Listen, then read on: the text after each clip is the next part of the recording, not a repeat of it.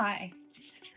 As everyone has happened to them, that happened to us here in Cape Coral, we flooded during Ian.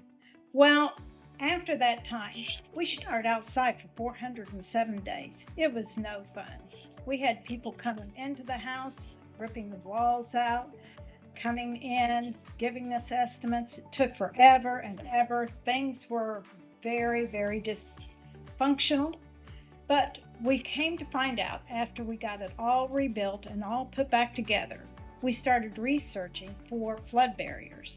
We live on a canal, and this house was built in '69, never flooded before. But Ian got us.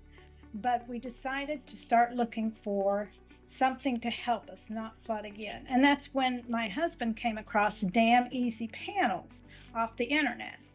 Well, more research. We were just really drawn to them and decided to put them into the house. They have been the best thing so far, the easiest installation, the easiest transition to get to. I can put them in myself, put them up, and no problem at all. So if we do get another hurricane, which I'm sure we probably will, and hopefully we won't flood because it never has done that before, but we are prepared. This is our insurance policy. This is, besides the insurance policies that we've got, but this is a true insurance policy that we feel that will protect us from going through that again.